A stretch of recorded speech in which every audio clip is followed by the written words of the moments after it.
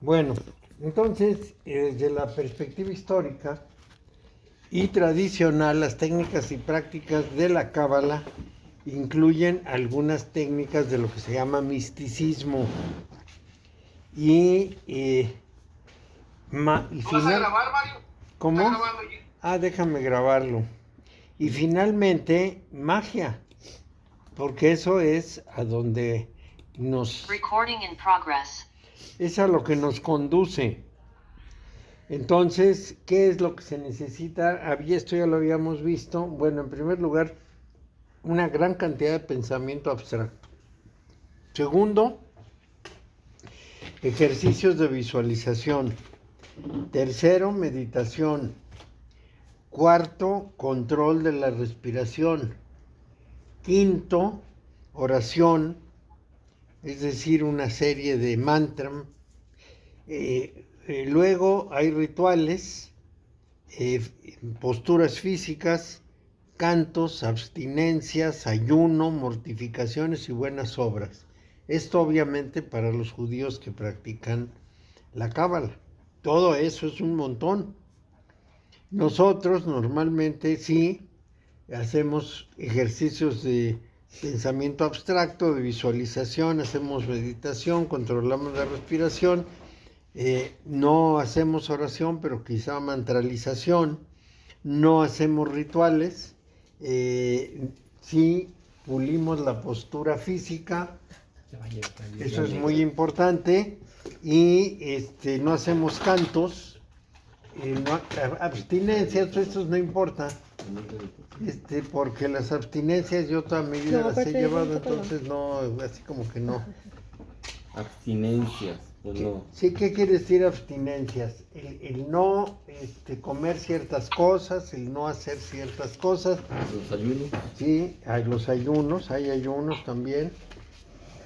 Yo he ayunado mucho, durante mucho tiempo. Ya estoy muy contento porque ayer me puse una camisa de hace 20 años y ya me quedó. Eso fue un gran triunfo. Ya debo estar en el peso adecuado que me dijeron en el Seguro Social. Ya no me pondrán en la cartilla que estoy obeso. Mario, pero si tú estás muy delgado. Bueno, pues imagínate, apenas he alcanzado el peso que dice el Seguro Social. Pero ¿lo tienes muy castigado o qué? Porque estás muy delgado, eres muy alto. No, así debe ser, porque ellos hacen un cálculo del peso. Tienes que tener una cintura que no pase de 94 centímetros. Okay. Sí, ya estoy en 92. Okay. Ya pasé la raya. Y tendría que pesar 69 kilos. 60. Sí, pero eso es lo que dicen que tengo que pesar. Y bueno, Sí, ya estás mucho más delgado. y voy bajando. ¿No será 79? Sí. Oye, 69, ¿no? 69. Y la cartilla del Seguro Social trae una lista de altura y peso con un margen. Sí, yo debo pesar así como entre 60 y 69 más o menos. ¿Pero no, cuánto si voy yo, mide? entonces no, así que tengo que pesar 40. Ay, no. ¿Cuánto mide usted? Yo ya no sé cuánto mido, medía unos 78 y medio, Entonces sí pero tiene ya que me pesar encogí. 79. Ya me encogí 2 centímetros, yo debo estar en unos 76. Lo cual no me parece mal, porque me quedan mejor las chamarras y eso que antes tenía. Sí, me había embarnecido mucho. Bueno, entonces se requieren todas estas condiciones. Y en general, en distintos tiempos se usaron una gran variedad de combinaciones de prácticas. Ahora veamos el judaísmo desde el ángulo de su futuro y no de su pasado. Visto desde su futuro, el judaísmo dio lugar a una gran cantidad de prácticas de los maestros del desierto y de los primeros padres de la iglesia. Esto es muy importante, les voy a decir por qué. El judaísmo recogió del Medio Oriente una enorme cantidad de prácticas de meditación y de interiorización. Entre ellas tomó muchas prácticas de los gnósticos. Entonces, cuando inició el cristianismo, como la prédica fundamental, la de Jesús y la de sus discípulos directos, era una prédica de, digamos, de origen judío, para decirlo claro, ¿no? Era una prédica de judíos para personas que tenían que adoptar el judaísmo según los discípulos. Ese era el pleito de Pablo con ellos. Los discípulos decían que para poder ser cristianos tenían que seguir toda la práctica judaica. Es decir, que tenían que circuncidarse, tenían que hacer las fiestas, tenían que no comer cerdo, todo lo que sabemos que son los judíos. Eso Pablo se oponía abiertamente a eso porque Pablo no era judío. Entonces, de todas maneras, los discípulos sí transmitieron una gran cantidad de prácticas judías. Y los primeros padres y los cristianos del desierto, los cristianos de Siria, los ortodoxos, etcétera, tomaron esa línea. O sea, fueron herederos de toda la práctica del Medio Oriente.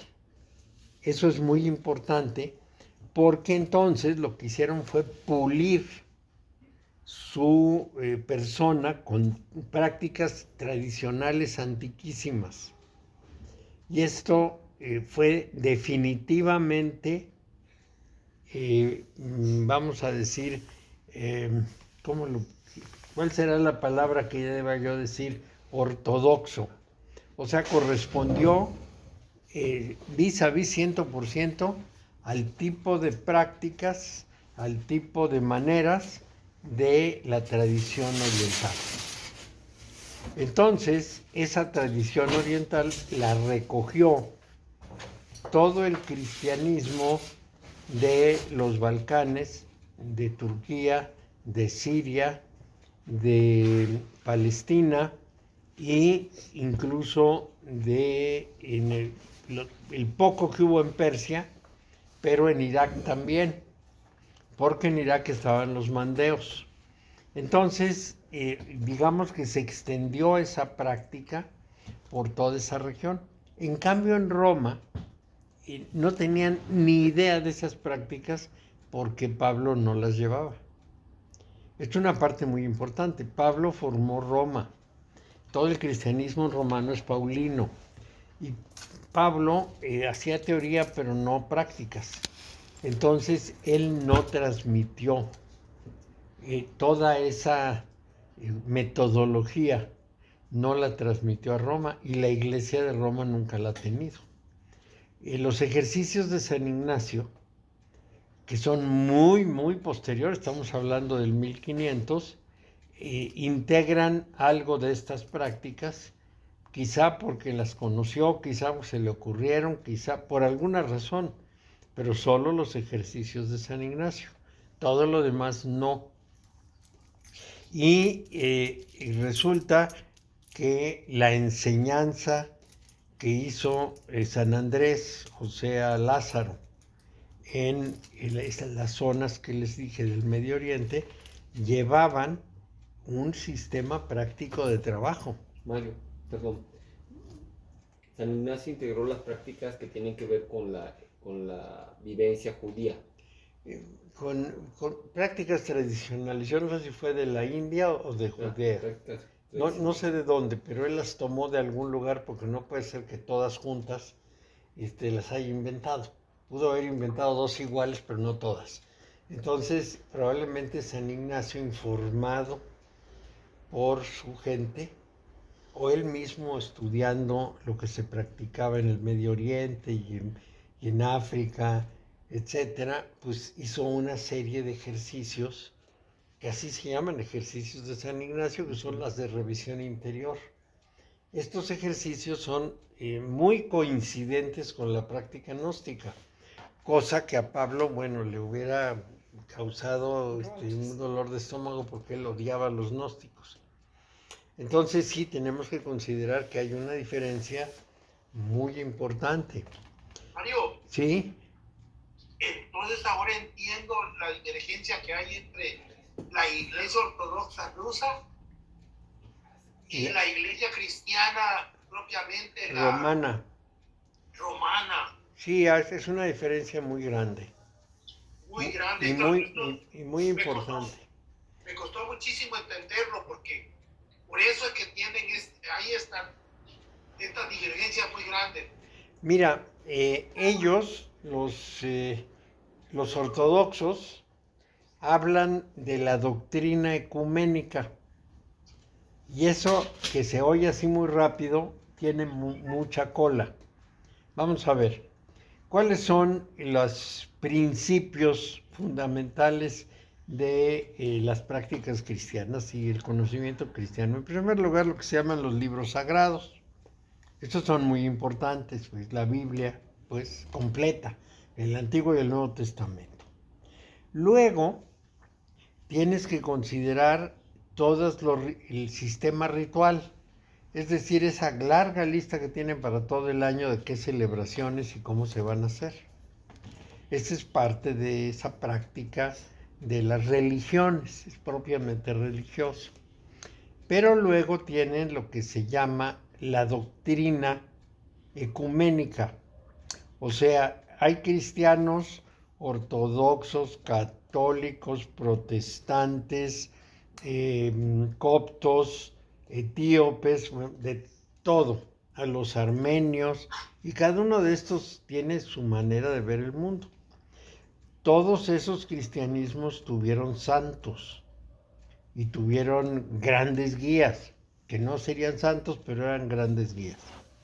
Entonces escribieron, y toda la recopilación de lo que escribieron, que es muchísimo, se llama, y más estos textos que ya les dije, se llama Filocalia. Esa Filocalia fue recogida por la Iglesia Ortodoxa. La Iglesia Católica solamente reconoce los textos de católicos. Es decir, si San Isaac el Sirio escribió un texto maravilloso y Nicodemo Aeroyite escribió otro texto excelente, pero no es católico romano, no lo toman. Y eso es un problema muy severo porque se separan de la tradición, hacen la suya propia. Entonces, de lo que estamos hablando es precisamente de la práctica ecuménica, o sea, todos los cristianos, sin distinguir si son católicos, protestantes, coptos, armenios o lo que sea. Eso tiene una ventaja enorme. Hay mucho de qué comparar. Te da la oportunidad de ver lo que hacían unos, lo que hacen otros, cómo lo hacen y por qué lo hacen, y entonces te abre mucho las puertas y mucho la visión para toda persona que esté en la religión cristiana. Los no cristianos quizá no lo usen para practicar, pero sí para entender. Porque tanto Isaac el Sirio, que les mencioné, como Nicodemo, y como todos los demás, son muchísimos, aportan una gran cantidad de visión profunda, digamos, una gran cantidad de penetración en el conocimiento de los trabajos para estos fines. Bueno, pues todo empezó porque yo decía que el judaísmo influyó de manera importante en esta práctica, y la prédica de los 72 que mandó Jesús a predicar al mundo era una prédica que incluía algunas prácticas secretas, sobre todo lo que difundieron Santiago, Pedro, Juan y Lázaro. Ellos 4, que son los que quedaron con Jesús al final, son los que fueron difundiendo la enseñanza secreta. Todo lo demás es la enseñanza abierta, la que figura en los evangelios. Pero la enseñanza... Pedro, Juan, Lázaro, ¿y quién más dijiste? Santiago. Santiago. Cuando mataron a Jesús, se hizo una especie de huida general. Todo el mundo corrió porque los podían matar. Pero después se volvieron a reunir y reanudaron el trabajo en una escuela que se llamaba El Camino. Bueno, en esa escuela del Camino, que también le puedes llamar la Iglesia Judeocristiana Primitiva, en esa iglesia se seguían las prácticas secretas, pero de todos los apóstoles nada más estaban los 4: Lázaro, Pedro, Juan y Santiago. Y Santiago era hermano de Jesús. Entonces, esos 4 tenían la enseñanza secreta y la difundieron en sus prédicas. Lázaro predicó en la zona balcánica, es decir, Rumania, Hungría, Albania, etc. Y esto determinó que ellos absorbieran esa tradición. Pero la ventaja es que le escribieron en su lengua, el eslavón. Y ese eslavón es una lengua que casi no ha cambiado de entonces para acá. Se ha mantenido como es. Y eso les ha permitido entenderse. Es decir, si una persona sabe eslavón, pero no sabe ruso, entiende a los rusos. Y si sabe ruso, pero no eslavón, entiende a los eslavones. Y lo más importante, como algunos textos fueron traducidos al eslavón, entonces, y no fueron tocados por la Iglesia de Roma, entonces tenemos unas fuentes fidedignas. Por ejemplo, los textos de Flavio Josefo, que fue un historiador, tenemos una versión latina y una versión eslavona. En la versión latina está todo purgado y además plantaron una serie de consideraciones de Flavio Josefo sobre Jesús que son increíbles, porque Flavio Josefo consideraba que el movimiento de Jesús era un movimiento de rebeldes. Y el párrafo donde lo menciona en la versión latina, bueno, lo alaba así como, bueno, ya se pueden imaginar, lo agiganta. En cambio, en la versión eslavona, pues no. En la versión eslavona dice que era un asaltante. Entonces hay diferencias. ¿Por qué era un asaltante? Bueno, porque tenía un movimiento, ¿no? Y los romanos... Mario, ¿sí? y disculpa, Mario, para aterrizar un poco en esto, Isaac el sirio, Sí. y Nicodemo de ahorita, ellos dos fueron instruidos por estos 4 personajes, estos 4 No, son herederos de la tradición. Son posteriores a Pablo, a Pablo y a Pedro y a los demás, pero dejaron la enseñanza. Es decir, Andrés, al que le tocó esa zona, que les mencioné, llegó y les enseñó las técnicas, que eso es lo que nosotros trabajamos. Les enseñó las técnicas especiales y les transmitió toda esa forma de enseñanza. Eso es lo que se conservó. ¿En qué idioma lo enseñaron, Mario? ¿En eslabón? En eslabón. Eslabón. Ahí quedó grabado en eslabón. Luego, pues cada quien usó su lengua. Por ejemplo, el siríaco. El siríaco fue una lengua muy importante en aquel tiempo porque Siria, pues era el paso. Entonces, Siria recogió los textos griegos, por ejemplo. Cuando Grecia prácticamente fue destruida, porque fue destruida, los textos de Platón, de Aristóteles y demás griegos los recogieron precisamente en sirio, en siríaco, lenguaje siríaco. Y del siríaco los tradujeron al árabe y del árabe los retradujeron a las lenguas europeas.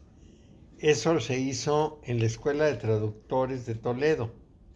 Y si no hubiera sido por eso, nunca nos hubieran llegado los textos griegos, ni hubiéramos sospechado que existían. Después se rescataron algunas versiones en griego, pero en realidad en Edad Media no había en Europa versiones de esto más que las que estaban en lengua árabe. Y Toledo entonces, estaba en España, ¿va? ¿cómo? Toledo estaba en España. En España, sí. Y entonces esas versiones de lengua árabe fueron traducidas al latín y así se conocieron a los filósofos griegos. Estos maestros, o estos grandes maestros y padres y ermitaños que vivían en Siria, obviamente tenían una relación muy cercana con los países eslavos, no los de Egipto. También había, por ejemplo, San Antonio del Desierto era un padre de Egipto. Y esto es muy importante. Mario, fíjate que se me hace pensar una cosa, porque uno de los, no me recuerdo cuál de los maestros budistas que llegaron al Tíbet eran iranios, no Sí. eran iranios, ¿verdad? Iranios, sí. O iraníes, como quieras. Sí, ellos, Pampasambaba, creo que no me acuerdo quién de ellos. Puede ser que estos personajes que llegaron al Tíbet pudieran haber tenido influencia de los padres del desierto también, ¿no? Claro, porque se intercambiaban. Y todo esto es muy importante porque toda la estructura de nuestra cultura viene de ahí. Podemos renegar, porque de pronto a mí me dicen, pero si tú no eres católico ni practicante, ¿cómo sabes tanto de eso? Bueno, pues porque es la raíz de nuestra cultura, hay que conocerlo. Hoy en la mañana tuve la clase con los católicos, muy católicos. Y cuando les dije que había que conocer las partes de la misa, me preguntaron, ¿y cuáles son las partes de la misa? No lo puedo creer. Van a misa todos los domingos y no saben cuáles son las partes de la misa. Y yo digo, bueno, pues ¿cómo?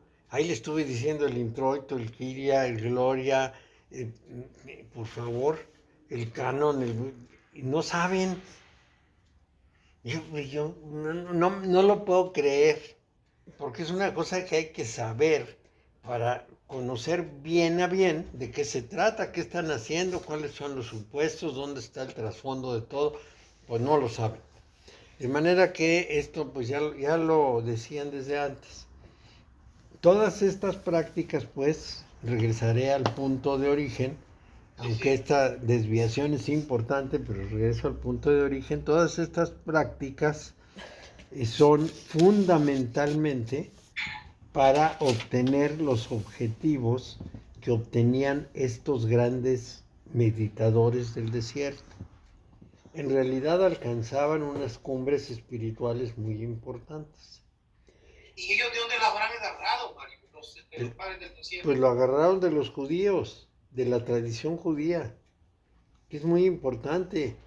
Y luego lo que hubo fue un encuentro sumamente importante entre los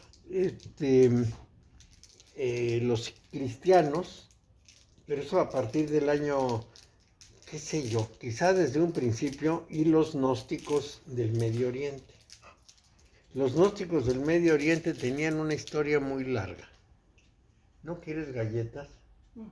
Seguro, pues son unas galletas ricas. Alguien llega, Águeda. No, Paco. No. Paco. ¿En qué año fue esto, Mario? Y bueno, es que eso fue desde la muerte de Jesús prácticamente hasta nuestros días. No, bueno, claro, en nuestros días ha cambiado esto, ya no hay esos ermitaños. Discúlpame que soy muy preguntón, pero es que esto es una cosa muy importante, Mario. Sí, es importante. Mira, los padres del desierto empiezan más o menos a fines del siglo I y a partir del II ya están establecidos. Más o menos en el siglo VI ya tenemos una muy buena literatura de ellos. Y después se institucionalizaron. Es decir, vamos a decir, se sumaron ya a organización religiosa, como monjes. Ahí empieza el monacato. Pero es muy importante todo el proceso que fue llevando a eso. No, al principio simplemente se reunían y se ponían a orar y a hacer prácticas de austeridad. Pero con el tiempo se convirtieron en monasterios organizados, ahí por el siglo V-VI, porque en el siglo V San Benito creó el monasterio italiano muy importante, se llama Monte Cassino, y fijó la regla de los monasterios, porque era un relajo, cada quien hacía lo que quería. Entonces volvamos. Estas prácticas, que son muy importantes, fueron usadas en distintos tiempos y lugares de manera diversa. Pero la práctica creció más allá del temperamento individual y se convirtió en una tradición histórica. Lo que estamos viendo de Cábala práctica es tradición histórica, y es tradición histórica muy importante. Entonces, se fueron formando escuelas, y esas escuelas tuvieron una gran cantidad de aportaciones y se formaron cadenas de maestros, un linaje. Ese linaje es posible adherirse a él, pero nuestros rumbos no existen. Estos linajes de aquellos tiempos los puedes encontrar en el Medio Oriente, en Rusia, en los Balcanes, pero no en Occidente. Cuando yo estudié con mi maestro, bueno, yo me sumé al linaje de mi maestro. Ese es el linaje al que pertenezco, no al cristiano, pero es un linaje, es decir, es una cadena de maestros que fueron pasando el núcleo de una tradición a través de los siglos. Y entonces hay que tratar de encontrar esa auténtica tradición cabalística, y difícil de identificar lo que es verdadera tradición, porque hay una gran diversidad de aproximaciones a lo largo de los siglos. Entonces, también se han perdido las claves de muchas de las técnicas. Te doy una idea. ¿Cómo hacer un viaje astral? Bueno, las claves antiguas no las tenemos. Se perdieron en el camino. Podemos encontrar algunas claves contemporáneas, pero las antiguas ya no. Se nos fueron de la mano. Las claves para parar el pensamiento, para limpiar, para vaciarte por dentro, para desarrollar las emociones. El desarrollo de las emociones quiere decir el camino por el cual tú controlas tus emociones. No están libres y no hacen lo que se les pega la gana y responden espontáneamente, sino que las tienes controladas y las diriges. Esas son técnicas de trabajo, y son técnicas muy importantes, algunas de las cuales se han perdido. Entonces, ahí nos vamos a encontrar que algunos personajes, entre ellos está Bert Epstein, tienen una gran cantidad de comentarios sobre la pérdida de la tradición práctica mística. Y fuera del judaísmo, apenas está mejor la práctica. La cábala se ha convertido en un elemento fundamental en el silabario de muchas tradiciones, precisamente porque se perdieron otras tradiciones. Pero la aplicación práctica generalmente es muy limitada. Por ejemplo, el trabajo con los senderos. Entonces es importante revisar los rituales de iniciación de la aurora dorada, de la Golden Dawn, porque esos rituales de la Golden Dawn recogen una buena cantidad de fuentes griegas, egipcias, de rosacrucianas y enoquianas. Es decir, la tradición griega son los templos de Delfos y de Eleusis, que tenían prácticas secretas, pero algo se filtró. Luego tenemos los sacerdotes egipcios que también tenían una serie larguísima de prácticas. El grupo Rosacruz original es del 1600, no los actuales de amor, que esos no cuentan. No, la vieja tradición de Andreas, de Jean Valentin Andreas, bueno, no es Jean porque esto está en francés y él escribió en alemán, Johannes Valentin Andreas. Él tiene la viejísima tradición de los Rosacruces originales, de donde salen 3 libros muy importantes: Confessio, Fama Fraternitatis y Las bodas químicas de Christian Rosenkreuz. Y en ellas encuentras diversas cosas. En una encuentras la historia de más o menos de su organización, que es una organización sin organización. Encuentras algo de sus conceptos básicos y luego toda la instrucción que viene oculta de una manera alegórica en las bodas químicas de Christian Rosenkreuz. Y la verdad es que tienes que haber pasado por muchos aprendizajes para poder entender qué quieren decir en ese libro tan alegórico. En las bodas químicas de Christian Rosenkreuz empiezan diciendo que lo invitan a una boda. Llega un ángel, mientras él está en su oficina dentro de una montaña, porque ahí vivía. Llega un ángel y le da una invitación escrita con letras de oro o en lámina de oro, ya no me acuerdo, en donde lo invitan a la boda del rey y la reina. Entonces él se prepara para eso y sale a subir la montaña para llegar y va teniendo una cantidad de pruebas y una cantidad de reflexiones. Y luego al llegar al palacio del rey y la reina, cuenta muchos detalles: la puerta así, el pasaje asá, el cuarto X, la sala no sé cuántos, la balanza de oro en que los pesan. Y todo eso es necesario traducirlo, vamos a decir, a lo que es accesible para nosotros. Es decir, en qué consisten esas prácticas. Y el libro, pues sí, cuesta trabajo descifrarlo. Yo les puedo decir que con lo que había aprendido del maestro indio, pude entender algo de Christian Rosenkreuz. Pero después, cuando estudié con los judíos Cábala, pude entender mucho más. Y esto es importante.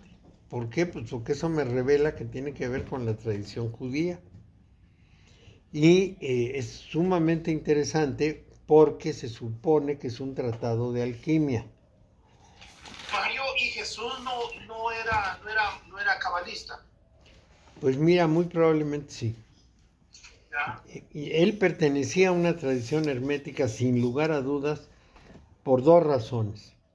Primero, porque a los discípulos los llevaba aparte y les enseñaba en secreto, les revelaba el sentido de las parábolas.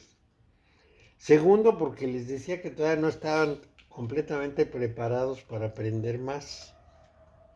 Esto es fundamental. Y tercero, porque decía cosas que nos revelaban inmediatamente que había tenido una formación esotérica. Vamos a decir que si tú lees los evangelios sin el conocimiento de esa tradición, lo único que entiendes es el cuento de los evangelios, el relato exterior. Justamente San Isaac el Sirio decía que si, y otro que no me acuerdo, Teodoreto, bueno, no, otro de estos padres decían que si no tenías guía para leer los evangelios no les ibas a entender nada. Y se requiere guía. Es decir, casi cada parábola tienes que descifrar a qué práctica interior se está refiriendo o a qué condición del trabajo se está refiriendo. Y es muy tardado. Los evangelios son muy cortos, pero una lectura razonada de los evangelios, o si quieres, mística o revelada, te lleva muy lejos. Hay mucho que decir y mucho que escribir. Y les voy a dar un solo ejemplo, que es importante y tiene que ver mucho con lo que estamos haciendo, porque todo esto que les estoy diciendo, en última instancia, va precisamente a la idea de la cábala práctica. Y en estas condiciones siempre tenemos que estar muy listos para descifrar las cosas, para como encontrarles la vuelta de la tuerca, que es fundamental. Jesús habla en la primera bienaventuranza, dice, bienaventurados los pobres, porque de ellos será el reino. Y evidentemente tú piensas en la gente que se muere de hambre, pero no es así. Los pobres era la palabra con la que se autodesignaban. El movimiento de Jesús era el movimiento de los pobres. Y los bienaventurados son los que lo siguen, no los que no tienen dinero. No tiene nada que ver el dinero en eso. Son pobres porque han renunciado a todos y a sí mismo. Entonces, si uno ha renunciado a todos los objetos y a sí mismo, entonces ya es un pobre, ya no tiene nada, como los cátaros. Y esos pobres van a ser los que siguen a Jesús, y esos son los bienaventurados. Y si le sigues, en las bienaventuranzas habla de los que son perseguidos, los suyos, de los que pasan penalidades, la gente que él preparaba. Entonces estamos hablando de su grupo, no estamos hablando de un asunto sociopolítico, que ese es el que se ha tomado y se tomó por las personas que ignoraban el sentido secreto. Y esa superficialidad nada más desvía. Este es el problema. Los gnósticos les decían a los romanos, es decir, a la iglesia de Roma, la iglesia que después era el Vaticano, les decían, ustedes no pueden guiar una iglesia porque son unos ignorantes, no tienen ni idea de lo que están hablando, ni idea. Nosotros bautizamos a la gente adulta después de 8 años de prueba, pero como ustedes quieren masas, entonces bautizan a los niños y totalmente inconscientes y dicen como un acto mágico que con eso ya quedaron integrados, y no es así. Para ser un verdadero cristiano es necesario pasar por una larga iniciación. Por supuesto, ¿qué es lo que hicieron los romanos? Los persiguieron y los mataron. Ahí terminó la historia, aparentemente. Pero la tradición gnóstica siguió y siguió pensando precisamente en eso. Ignoran el sentido secreto y por lo tanto pues dicen cosas muy exteriores, muy simples. Repiten fórmulas, no saben ni de qué están hablando, son fórmulas muy superficiales, las personas ni entenderán lo que está dentro de todo esto y finalmente pues no habrá nadie que les proteste porque nadie se entera. Pero si aparece alguien que sí sabe, por ejemplo algunas personas de la Iglesia Ortodoxa, entonces las cosas se ponen muy serias, porque aquellos sí saben de qué están hablando y las discusiones se hicieron terribles entre una línea y otra. En México, en la Ciudad de México, hubo un patriarca ortodoxo, un hombre muy enterado, muy culto, muy formado. Se me olvida su nombre a cada rato, pero era muy importante. Y lo mataron en el templo como a Becket. Pero él sí tenía una interpretación profunda. Bueno, pues vamos a seguirle, ya he explicado el contexto, porque es muy importante esto. Bueno, entonces vamos a describir algunas de esas prácticas cabalísticas que son muy importantes. ¿Qué es lo que ocurre? Que, bueno, lo que vamos a tratar evidentemente está subordinado a la estructura teosófica que se ha ido formando a lo largo de todo lo que hemos hablado. Pero primero está una creencia fundamental para el grupo cristiano, que hay un Dios. Pero esto tiene sus asegúnes. Y les voy a explicar un poco de esos asegúnes. La palabra Dios debería ser un adjetivo o un verbo. Esto lo dicen los judíos, y desde antes lo dicen. ¿Por qué? Por eso no pronuncian la palabra. Ellos no dicen Yahvé nunca. Y tampoco escriben Dios completo, porque para ellos eso no está bien. Entonces, ellos mismos elaboraron toda esta relación y dicen, bueno, Dios tiene una característica, está siendo, no es, sino está siendo, no es una cosa estática, es un proceso, es un acontecer, es la aplicación de algo que se va dando. Para darles un símil, mi ADN determina que yo haga cosas. Yo tengo un programa, vamos a decir, que me impulsa a vivir de cierta manera, a comportarme de cierta manera. Ese programa se va cumpliendo. En sí mismo no es nada. Así como les puedo decir, un libro tiene letras y hojas, pero lo importante no son las letras ni las hojas, sino el contenido, lo que dice, la interpretación, pues, la lectura. El libro no es libro por sus hojas ni por sus letras, es libro por la comprensión que yo le doy. Exactamente lo mismo es ese principio. Reside en mi acción, en lo que yo hago. Entonces, está cumpliéndose. Mi ADN, que está estructurada, digamos, una cadena, pero la cadena en sí misma solo es un contenedor de información. Esa información de la cadena todavía no la podemos leer, pero la actuamos. Lo importante de mi cadena de ADN es la realización, no que esté de alguna manera estructurada con las relaciones de los pedacitos que hay ahí, las dos cadenitas y demás. No, lo importante es la realización. Entonces, la primera idea que es necesario manejar de la divinidad es que es un proceso, es un acontecer.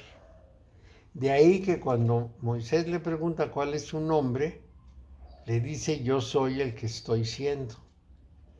La tendencia occidental a la forma ha hecho que la traducción de ese texto diga yo soy el que soy, pero es una mala traducción por ignorancia del hebreo. Lo que le dijo es yo soy el que estoy siendo, es decir, soy un proceso, soy un acontecer. No soy un ser ahí, una persona, no soy algo fijo, soy un proceso.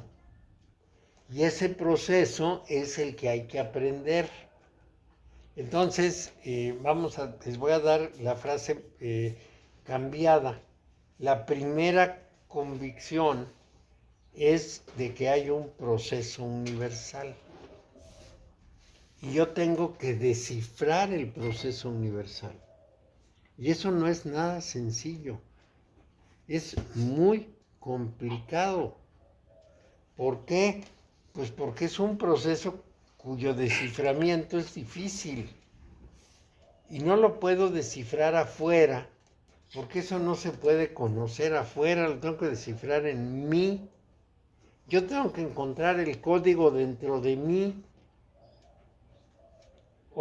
Si les voy a traducir a la tradición del Santo Grial, yo tengo que encontrar el Santo Grial dentro de mí, no afuera.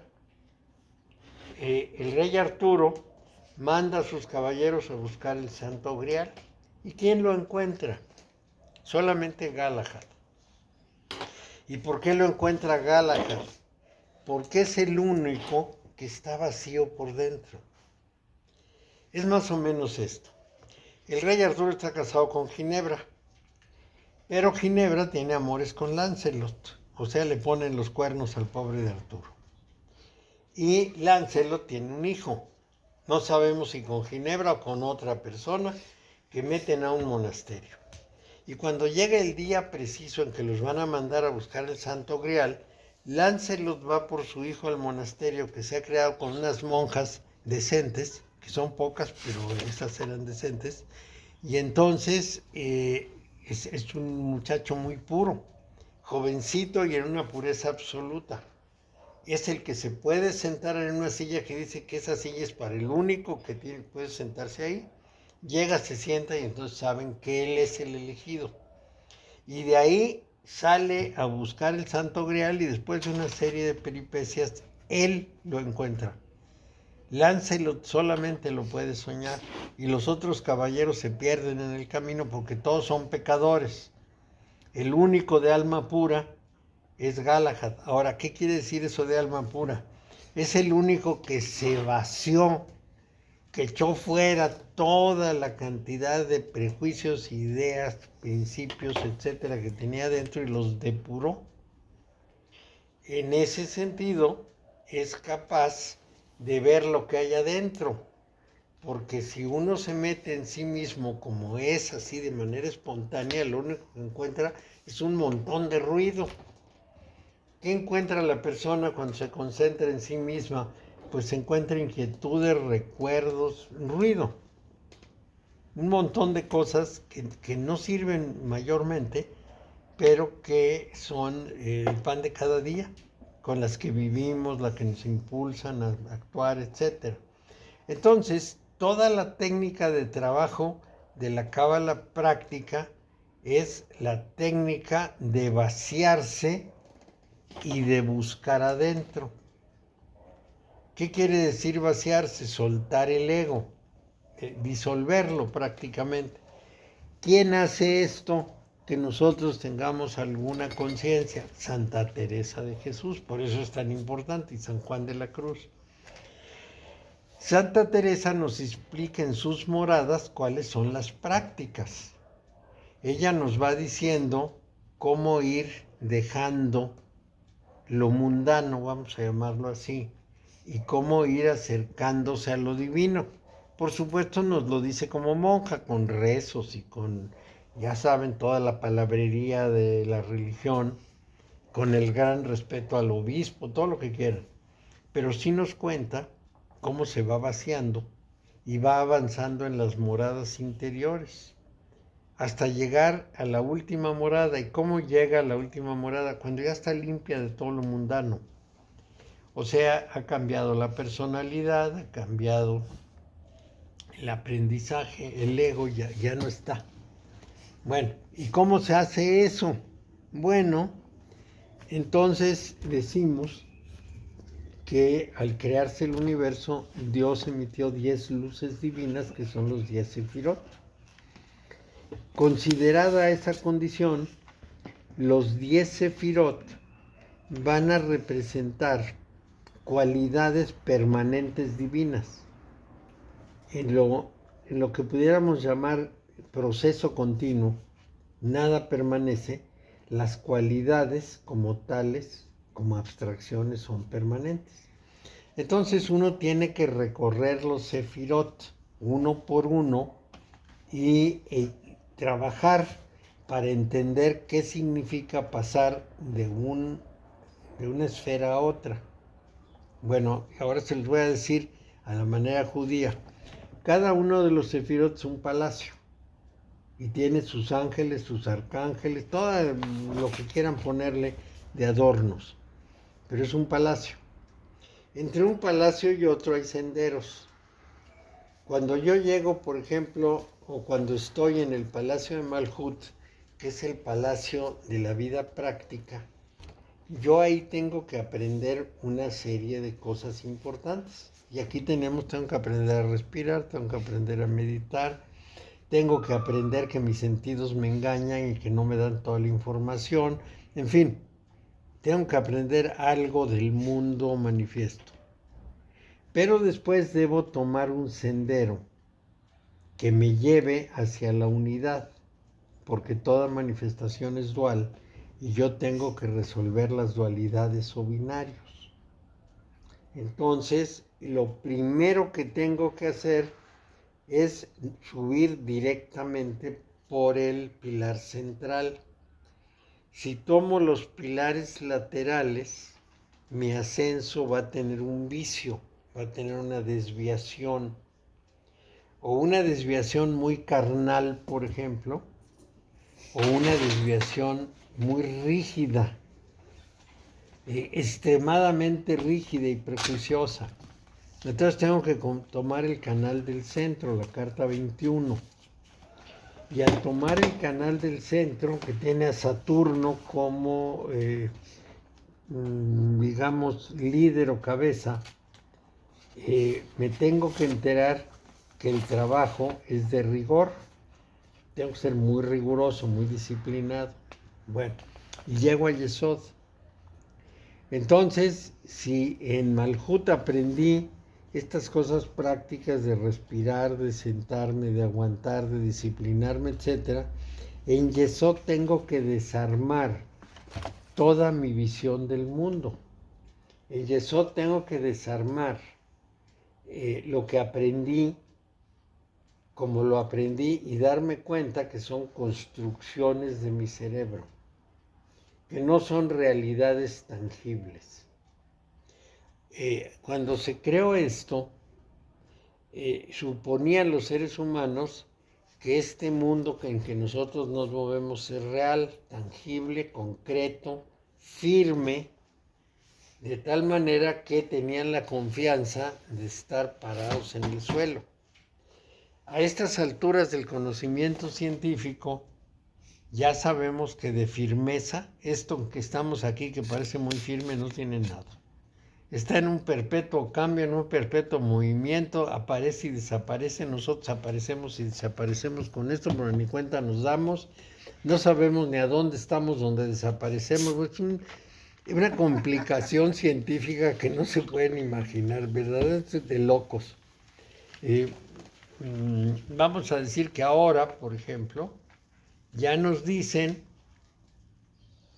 que el universo es puro movimiento, lo que decía el Buda, para decirlo en las palabras, lenguaje normal, porque lo que nos hablan es de un plasma hecho de gluones combinados con quién sabe qué diablos, que queda uno así como diciendo, ¿qué es esto? ¿De qué me están hablando? Bueno, entonces aquí el punto clave es precisamente que ahora en Yesod tenemos que desarmar la ilusión del mundo. Y desarmar la ilusión del mundo es plantearnos muchas cosas personales, porque nuestra persona está agarrada del mundo, de lo que quieran, de la familia de antecedente, o sea, de los padres, los hermanos, los tíos, de los hijos, de los compañeros de rumbo, pero está agarrada. Está agarrada de los objetos, está agarrada de las costumbres, de las creencias, de los sistemas de valoración, de los conceptos, de las expectativas, del instinto gregario, que es la necesidad de parecernos a los otros e imitarlos y justificarnos con ellos. Como él lo hace, yo también. Entonces, todo esto nos atrapa. Y exactamente el trabajo tiene que hacerse en Yesod sobre esa ilusión del mundo. Y estamos en el primer escalón, bueno, en el segundo, porque el primero es Malhut. Pero al primer escalón llegamos, pero con paracaídas. Llegó la cigüeña con nosotros y nos depositó aquí. Pero al segundo subimos nosotros voluntariamente. Y en ese segundo hay que desarmar el mundo. Desarmarlo revisándolo. Vamos a tomar cualquier cosa como ejemplo. vamos a tomar la creencia de que a los muertos es mejor quemarlos que enterrarlos. Uy, Que porque la medicina dice que si no los enterramos luego, que es peligroso porque salen quién sabe qué humos de los muertos y nos vamos a envenenar con ellos, etc. Y uno se debería preguntar, ¿de veras? Y entonces, ahora podemos investigar que hay una técnica nueva en que los disuelven con vibración. Ponen al muerto en una cámara sobre una mesa que vibra y al cabo de un ratito se va disolviendo y no queda prácticamente nada. La vibración disuelve el cuerpo. Bueno, entonces, No queda nada. nada. Entonces es una microvibración Queda un que polvito ahí. imperceptible la vibración, pero está moviéndose todo. Los chinos tenían una tortura, ponían a una gente debajo de una campana, iban turnando campaneros, unas campanotas, ¿no? Y la campana iba deshaciendo el protoplasma, la carne se iba deshaciendo, se iba haciendo agua. Qué buen negocio es eso. Pues sí, agua, eso es lo que se hacía a la gente, y con un sufrimiento horrible, ¿te imaginas? Se te vas disolviendo Bueno, por ya. el sonido. Pues ya muerto ya no se siente. No, pero no estaban muertos, estaban. Estaban vivos, los No, pero ponían ya hay vivos. que... No, ya no. Pero los torturaba horriblemente. Era una tortura china.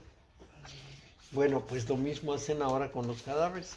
Los vibran y el cadáver se hace agua y queda, bueno, un residuo chiquitito. Si quedan Sí, 100 gramos es mucho. Nosotros en una sesión de gong que dura aproximadamente 40 minutos, al final de la sesión se pueden manifestar dos situaciones, vómitos o diarrea.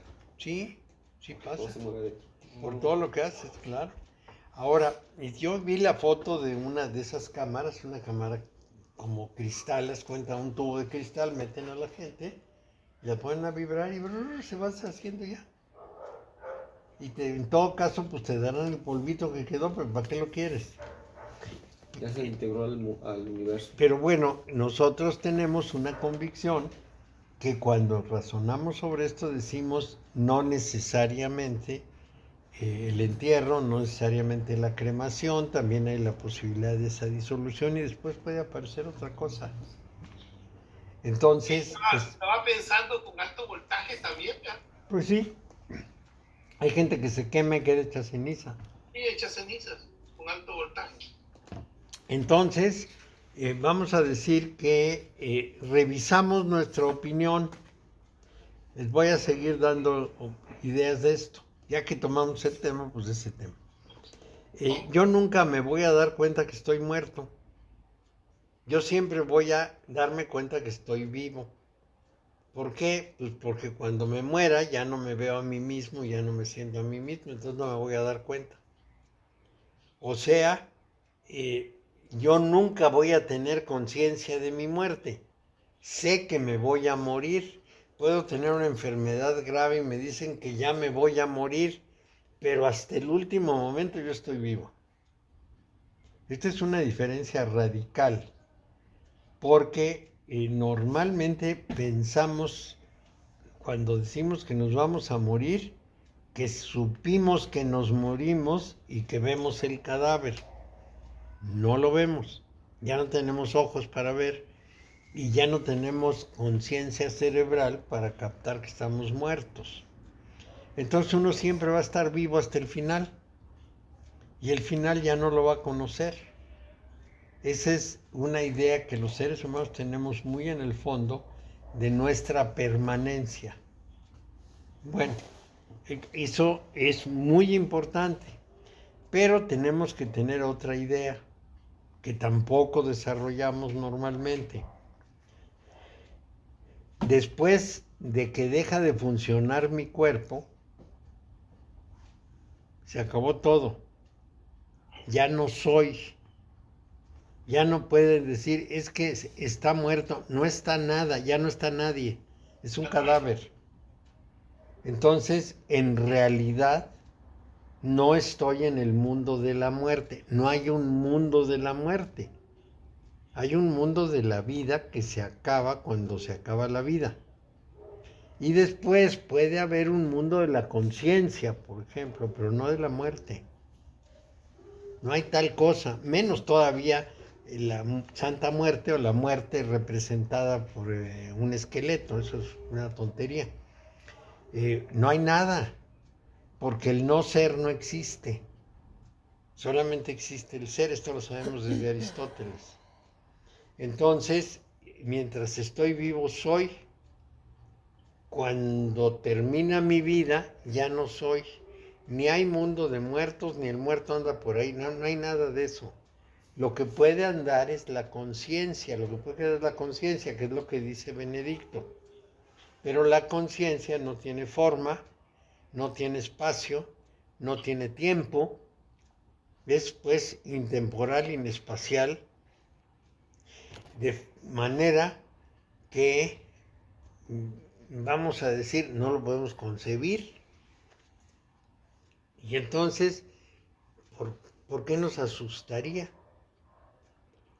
Para decírselos de la manera coloquial, yo siempre voy a estar vivo, siempre, eternamente voy a estar vivo, porque cuando me muera no me voy a dar cuenta. Y al mismo tiempo, si mi conciencia permanece, va a permanecer sin conciencia del ego, porque la conciencia del ego es la personalidad y está relacionada con el cerebro, que el cerebro deja de funcionar sin sangre. Sí. Mario, entonces, ahorita lo que acabas de decir es bien esencial. Siempre voy a estar vivo. Siempre. Siempre. Y claro, y la conciencia cerebral se pierde.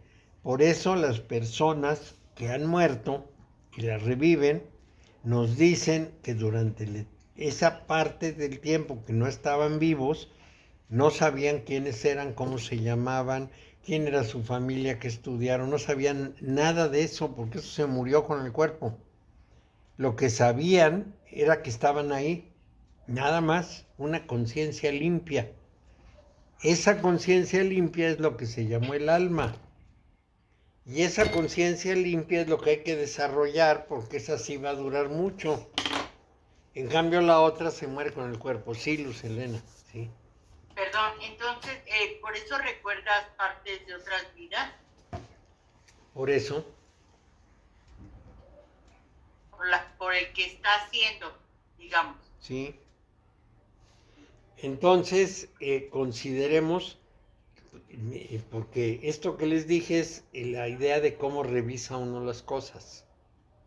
Y entonces empieza a perder una gran cantidad de carga que le dieron desde niño, que le enseñaron y que no tiene fundamento. Es nada más lo que pudiéramos decir la descripción de cómo vivimos los humanos. Ahora lo voy a decir de otra manera. ¿Es lo temporal? Sí, cuando yo nazco, soy un animal, soy el animal humano. Y si me dejan así, me voy a comportar como animal. Pero no, desde que nazco, los que me rodean empiezan a civilizarme, empiezan a humanizarme. Y me van interpretando el mundo, me van diciendo, esto es aquello, esto se hace así, esto se hace así, tú eres esto, yo soy aquello, y vamos aprendiendo lo que escogió el grupo humano cuando empezó a cambiar de animal humano, de simplemente Homo sapiens a Homo sapiens sapiens, escogió un camino que generó una humanidad al estilo nuestro, pudiera ser distinta, y nos adaptan a esa visión. Mario, sí. Disculpa, esta visión de que yo voy a seguir, yo voy a ser siempre yo, o sea, esa conciencia de que soy yo, pero no el ego, sino que la conciencia de yo mismo, es un paso muy importante para Yesod, man. Muy importante. Ahorita les voy a dar la palabra exacta, pero primero lo describo. Entonces a mí me van diciendo lo que debo hacer y yo lo voy haciendo. Pero eso es lo que me dijeron ellos, no es lo que yo creé. Yo no creé eso. No es mío, es aprendido. es transmitido, me civilizan y me dicen, tú eres esto, te llamas así, eres hombre o mujer, perteneces a esta familia, te llamas fulano, tu conducta debe ser esta, tu vida debe ser esta, debes estudiar y luego tener tu casa y casarte y tener hijos, y todo eso me lo cuentan. Y yo no me lo cuestiono, lo acepto y lo sigo. Salvo que un día me pare y diga, ¿y yo por qué estoy haciendo lo que otros quieren? ¿Qué es lo que pasa ahí? ¿Cuál es el sentido de eso? ¿Por qué estoy obedeciendo algo que me están imponiendo unas personas que me dicen que saben lo que tienen que hacer, pero yo las veo muy desdichadas? ¿En qué me estoy metiendo? Y entonces aparece un concepto muy importante que a veces le llamamos fuero interno, pero que en la tradición cristiana occidental se le llama el rostro original. ¿Cuál es mi rostro original? ¿Quién era yo al nacer, que luego fue adiestrado, que igual que adiestramos al perro, fui adiestrado para comportarme de cierta manera y pensar ciertas cosas? Entonces mi trabajo es echarme para atrás, desenredar el hilo y volverlo a enredar conforme a mi rostro original. Esto es lo que van a plantear en esencia estos personajes de que les he hablado. Cómo me deshago y me rehago. Cómo reviso paso a paso mis creencias, mis valores, mis conceptos, mi tendencia gregaria, porque el otro lo hace, yo también lo hago. Es decir, si el otro se pone corbata, yo me pongo corbata, y si no me la pongo me van a decir que no soy propio, que no estoy haciendo lo que debo. Y entonces yo me apresuraré a hacerlo para parecerme a los otros. Y si llegas con chores a las clases cabalísticas, te sacan. Te sacan. Y entonces, ¿qué más pasa? Que además me enseñan a hacer expectativas. No me enseñan a programar. No hago un programa o un propósito. Construyo una expectativa y luego me frustro. Entonces, toda esa vida social está estructurada de esa manera. También hay algo que llamamos condicionamientos, porque antes de que un niño tenga el lenguaje y piense con el lenguaje, le ocurren cosas que no puede interpretar y que no puede nombrar, que se quedan guardadas en su inconsciente y que siguen actuando todo el tiempo, pero como no las podemos nombrar, no las podemos conceptualizar, y entonces son los ilustres desconocidos interiores. Es los que se trabajan en psicología. Es decir, en las terapias tenemos que sacar al sujeto que está dentro para ver qué pasó, y esas experiencias van a determinar, que es lo que decía Freud, el 90% del comportamiento, y están guardadas en el inconsciente y olvidadas. Hay que sacarlas y disolverlas para poner una cosa nueva. Y cuando se pone la cosa nueva aparece el segundo nacimiento. Y ese segundo nacimiento es la clave de todo. ¿Qué es lo que...? Todas estas técnicas, Mario, son las que te dicen las escuelas orientales, las escuelas místicas. Así es. Los gnósticos del desierto, el vedantismo, los budismo tibetano, el budismo, todos ellos, es la misma. Es la misma. Ahora bien, ¿qué es lo que dijo Jesús? Porque estamos hablando de un judío. Dijo que el que no volviera a nacer no podía entrar al reino. Eso es clarísimo, ¿no? Es decir, yo tengo que morir, tiene que morir mi hombre viejo y nacer un hombre nuevo. Eso lo repite Pablo. En Romanos les dice a los romanos, despójense del hombre viejo y revístanse de Cristo. Yo creo que Jesús lo dijo mejor, hay que volver a nacer.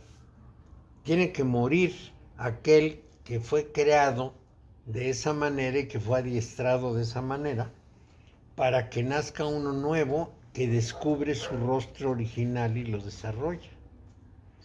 Y entonces sabe cuál es su misión en la vida, para qué vino.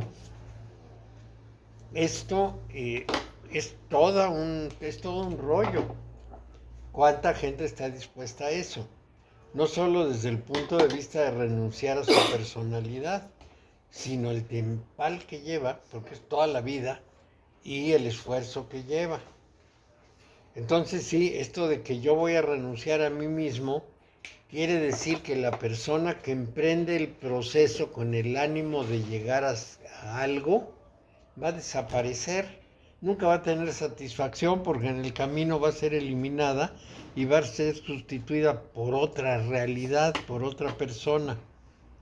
Y entonces esa persona que quiere eso, que tiene la ambición de tenerlo, se frustra porque ya no va a estar.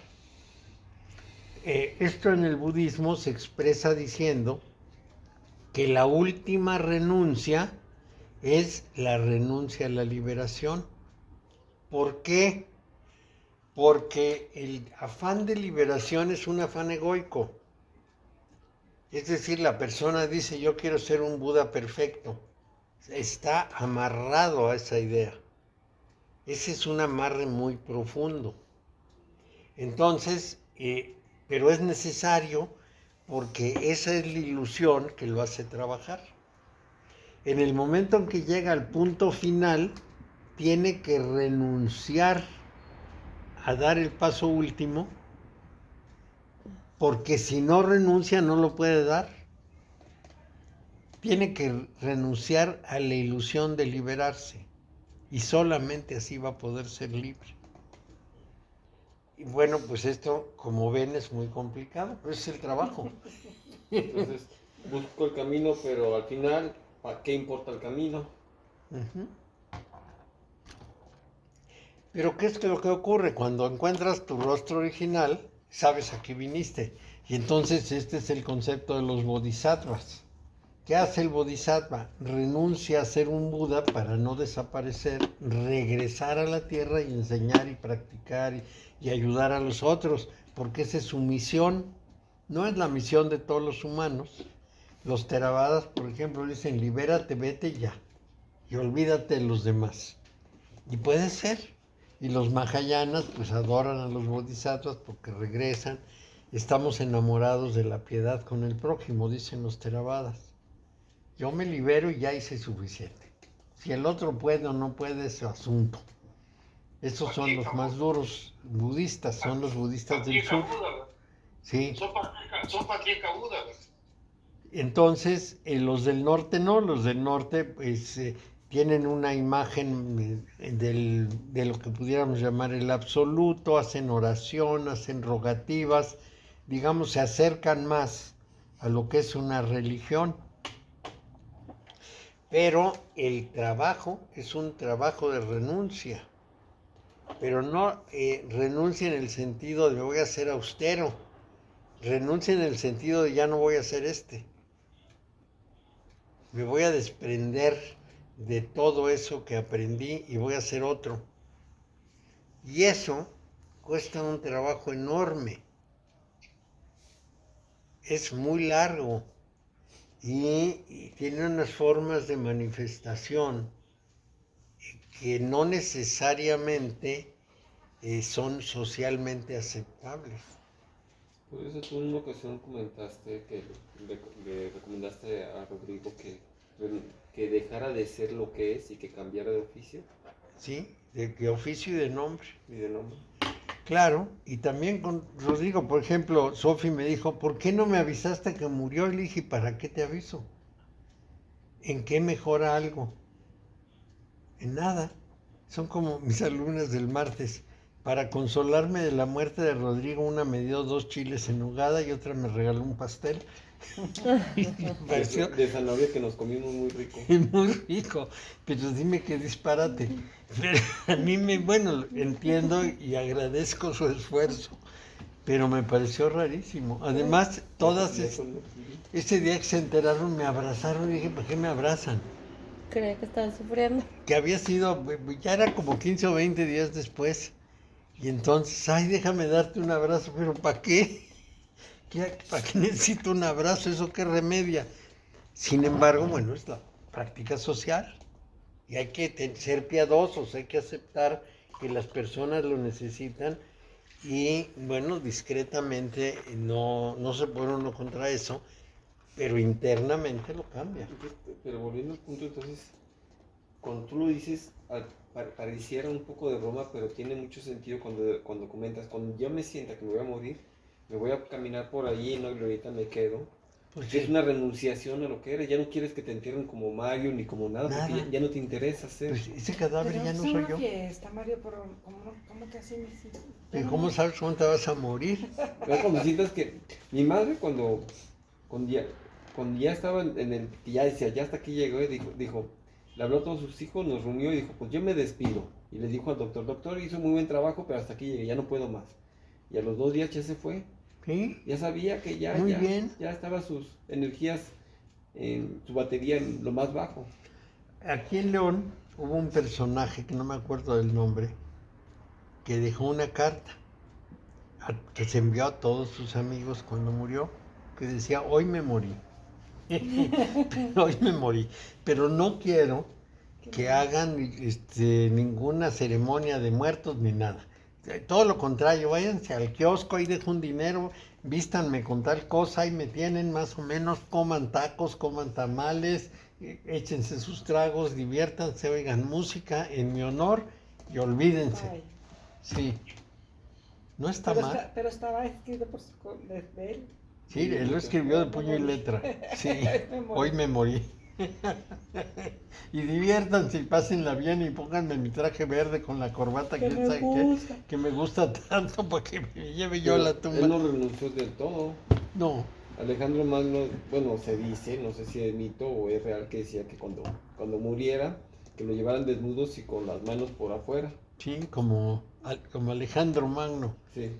Pero mira, este hombre cuando menos tuvo la simpatía de decir, no se preocupen, no me voy a morir ya. Pero la renuncia es importantísima. ¿Por qué? Porque el espíritu es uno y universal. Y uno quiere hacer el espíritu individual. Tiene un deseo de que su espíritu sea individual. Y no puede abandonar eso para sumarse al espíritu universal. Y eso es un obstáculo bárbaro. Es el muñeco de sal que se va al mar. Claro, que se disuelve. Entonces aquí el problema está que si una persona se resiste a perder el ego, de acuerdo con la teoría oriental, tiene que renacer. Y al renacer, otra vez pasar por todo el proceso. Porque quedó enganchado en el ego. Claro. Ah, Mario, otra vez arroz. Otra vez arroz, sí, otra vez arroz. Arroz. Sí, no, qué horror.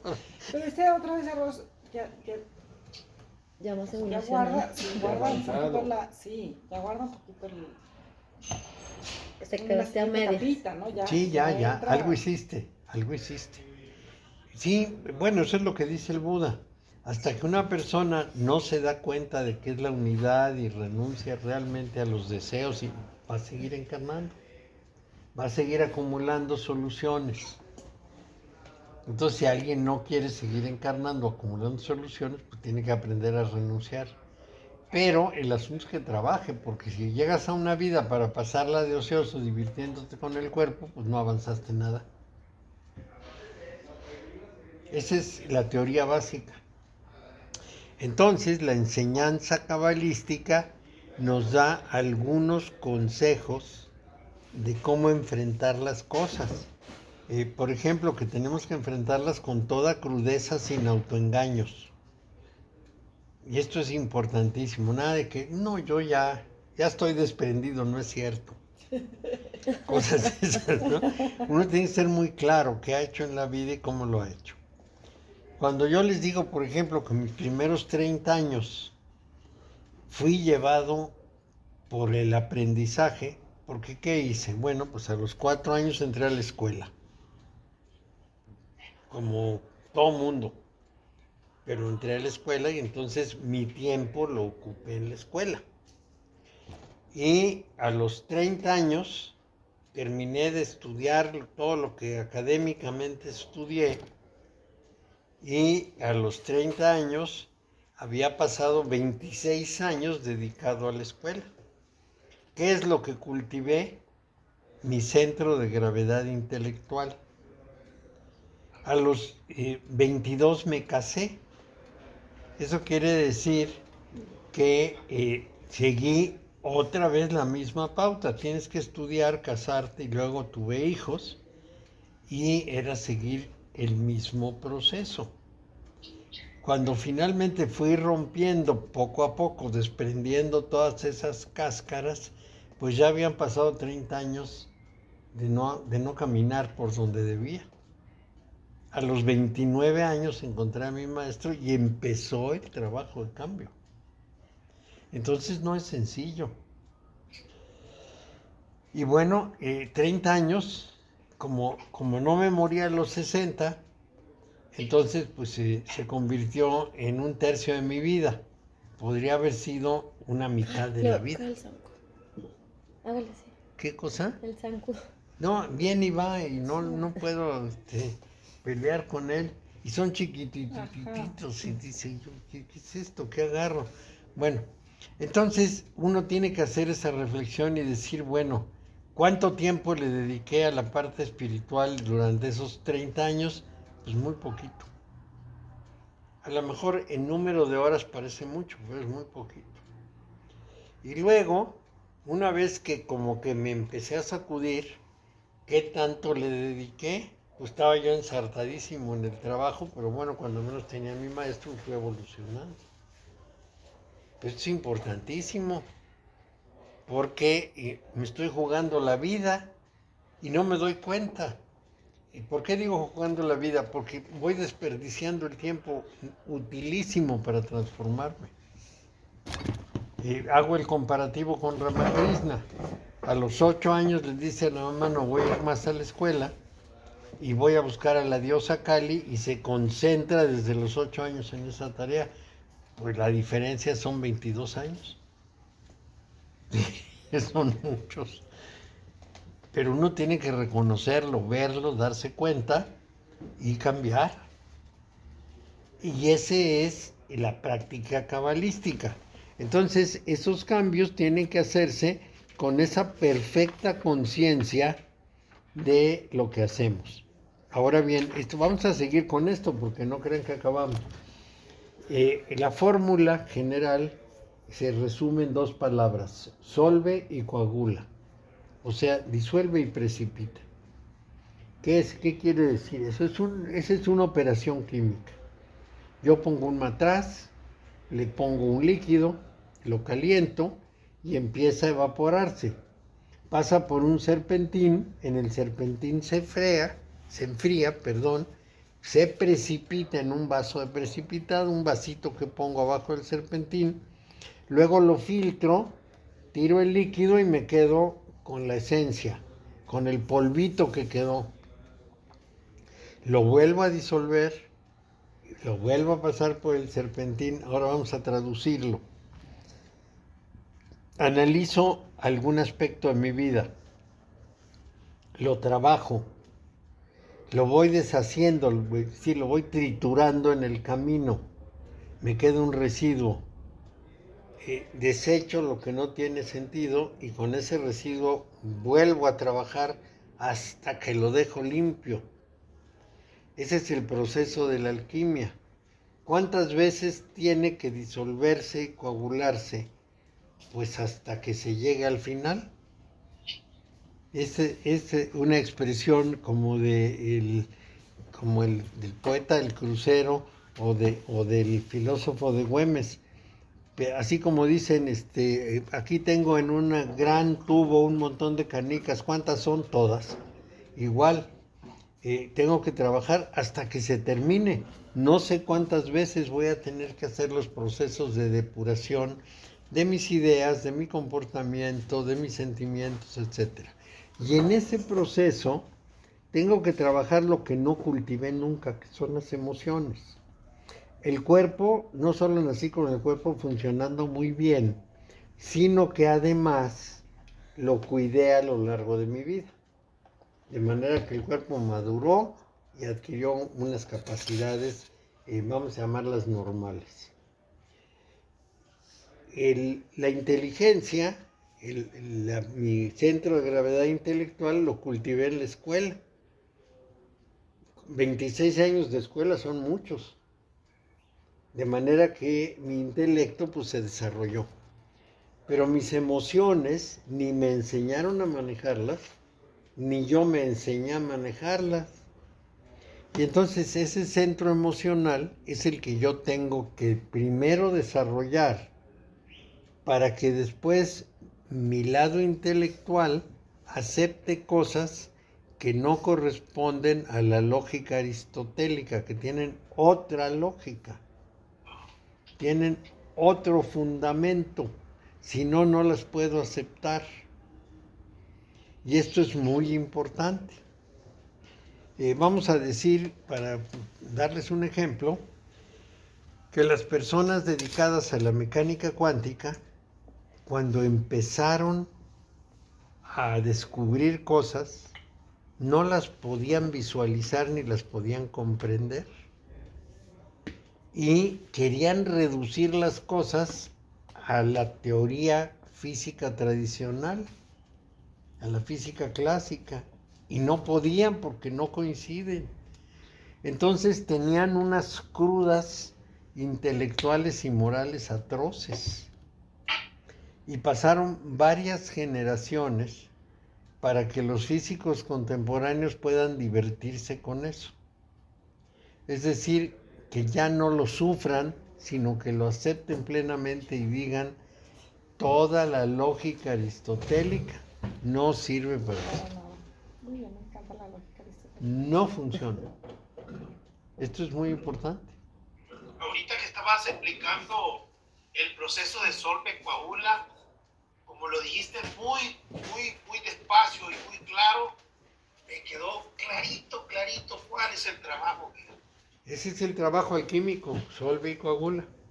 Lo vamos a ver en la siguiente sesión, vamos a hablar más de esto. Me quedó claro, es el proceso de que pasa por el líquido y luego tiras el líquido, te queda el sobrante y lo vuelves a pasar y lo vuelves.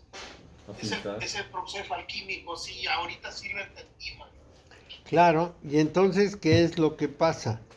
El conocimiento propio mueve el centro de conciencia fuera de una conciencia subjetiva de la realidad hacia una visión objetiva, no dualista, con todo lo que esto significa. ¿Cuál es la dualista? Siempre vemos las cosas en contraste.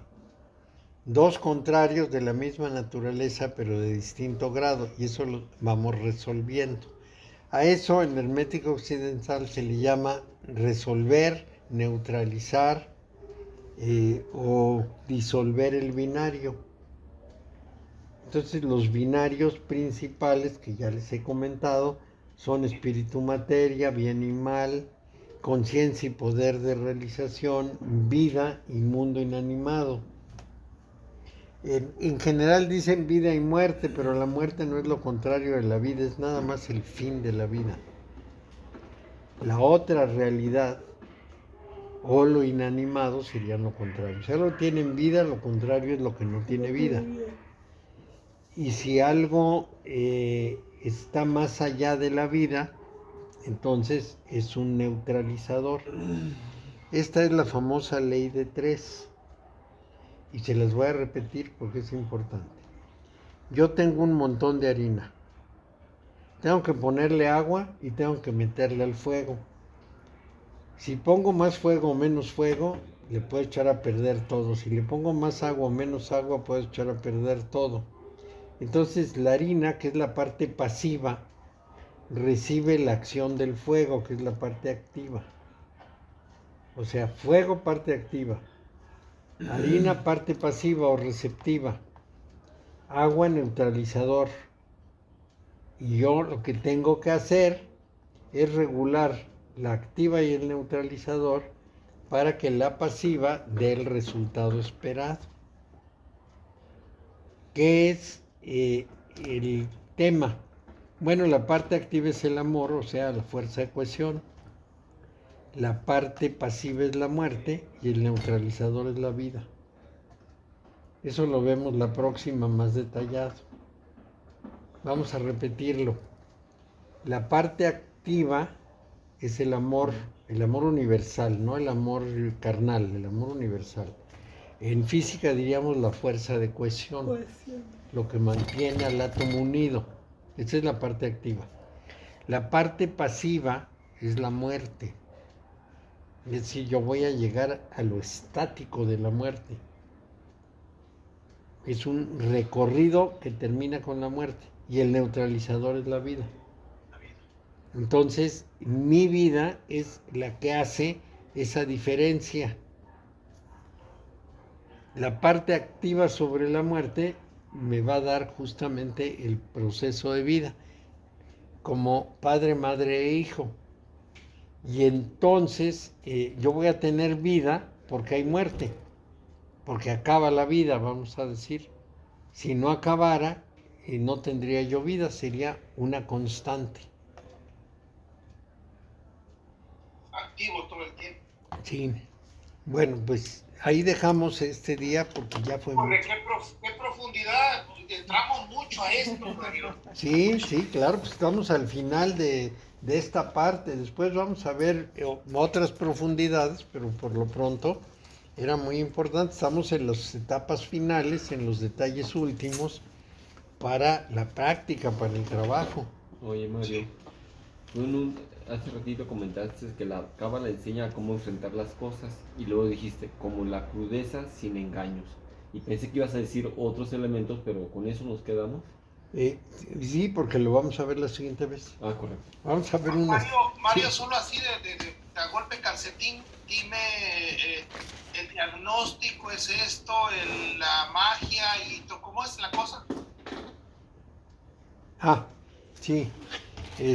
La cábala es la teoría.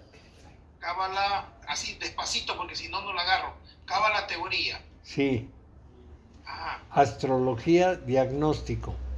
Astrología, diagnóstico. Sí. Tarot, camino iniciático. Tarot, camino iniciático. Alquimia, metodología. Alquimia, metodología. Solve y coagula. Resultado, magia. Sí. Magia. Sí. Te faltó la astrología, ¿va? Ah, no, la No. dijiste, ¿va? Sí, es el diagnóstico. Diagnóstico. Sí, resultado mágico. Ok, está bien, Mario. Sí, porque le estaba diciendo esto y la otra cosa que me falta ¿cómo se llama? El diagrama de la cuestión esta de las cuestiones musicales. Ah, sí, el diagrama musical, sí.